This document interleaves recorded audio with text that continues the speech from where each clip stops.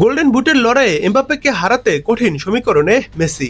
দেখুন, সমান গোল হলেও অ্যাসিস্টের দিক থেকে কিলিয়ান এমবাপ্পের চেয়ে এগিয়ে ছিলেন টানা দ্বিতীয় বিশ্বকাপের ফাইনাল খেলতে যাওয়া আর্জেন্টাইন মহাতারকা লিওনেল মেসি, যা তাকে গোল্ডেন বুটের লড়াইয়ে শীর্ষে রেখেছিল।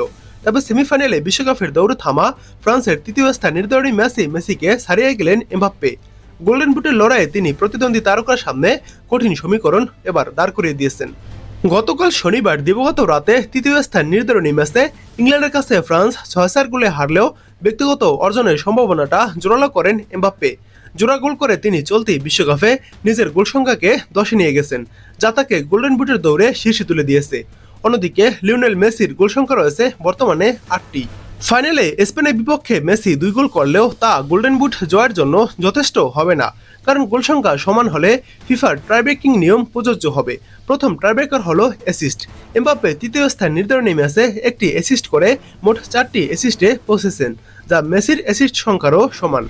এরপরও যদি গোল ও অ্যাসিস্ট দুই পরিসংখ্যানই সমান থাকে, তাহলে দ্বিতীয় ট্রাইব্রেকার হবে কে কত সময় মাঠে খেলেছেন। এক্ষেত্রেও বেশ সুবিধাজনক অবস্থানে আছে কিলিয়ান এমবাপ্পে। ফলে ফাইনালে মেসি যদি শুধু 2টি গোল করেন এবং কোনো অ্যাসিস্ট না পান, তাহলে গোল্ডেন বুট যাবে ফরাসি তারকার হাতেই। নিউ জার্সির মেটলাইফ স্টেডিয়ামে আজ রোববার দিবাগত রাত 1টায় বিশ্বকাপ ফাইনালে লড়বে আর্জেন্টিনা ও স্পেন, যেখানে দলীয় চ্যাম্পিয়ন হওয়ার পাশাপাশি লড়াই চলবে ব্যক্তিগত পুরস্কারের জন্যও।